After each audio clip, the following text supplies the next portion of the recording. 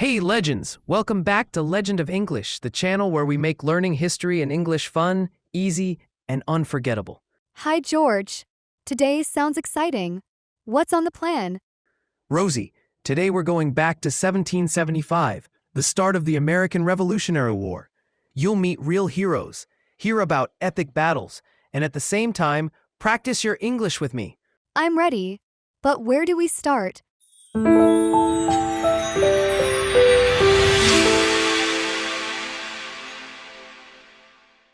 Let's begin with the 13 Colonies.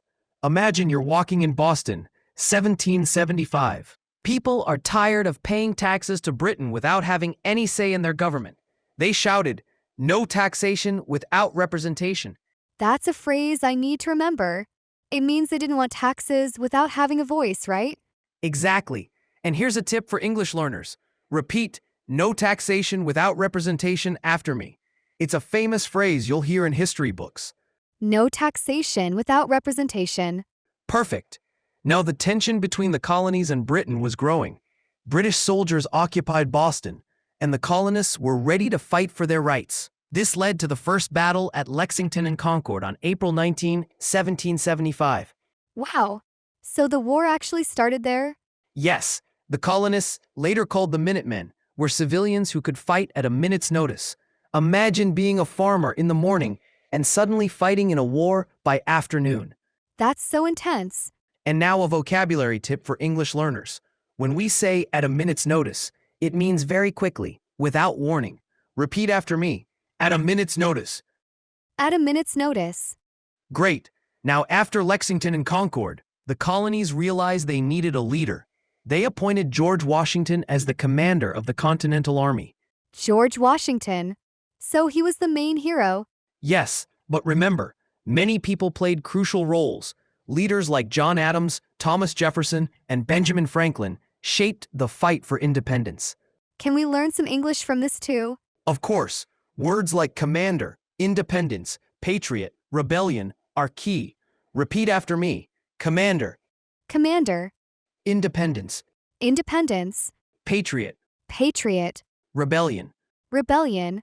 Perfect. These words appear in news, books, and movies, so knowing them will improve your English a lot. Now, let's talk about a turning point in the war, the Battle of Bunker Hill in June 1775. The colonists didn't win, but they showed the world that they could stand up to the British Army. How can we describe that in English?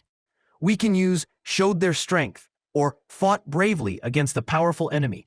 Repeat after me. Fought bravely. Fought bravely. Great. And now the Declaration of Independence, July 4th, 1776, written by Thomas Jefferson, declared that the colonies were free from Britain. That's the famous day Americans celebrate. Exactly. Vocabulary tip. Declare means to announce officially. Declaration is the noun. Repeat. Declare. Declare. Declaration. Declaration. Perfect. During the war, battles were fought in places like New York, Trenton, Saratoga, and Yorktown. Each battle had strategic importance, and heroes emerged like Nathaniel Greene and Marquis de Lafayette. These are amazing stories.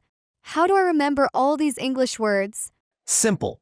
Repeat after me the key words. Strategy, Strategy. hero, Hero. battle, Battle. courage, Courage. victory, defeat. Victory. Defeat. Perfect. That's your mini English lesson while learning real history. By 1781, the war ended with the British surrender at Yorktown, making the United States officially independent. Amazing. So these events changed the world. Absolutely. And now let's practice English by describing the story. For example, George Washington led the army bravely. The colonists fought courageously for independence. The British were powerful, but the colonists were determined. Repeat after me. George Washington led the army bravely. The colonists fought courageously for independence. The British were powerful, but the colonists were determined. Excellent. You just practiced adjectives and adverbs while learning history.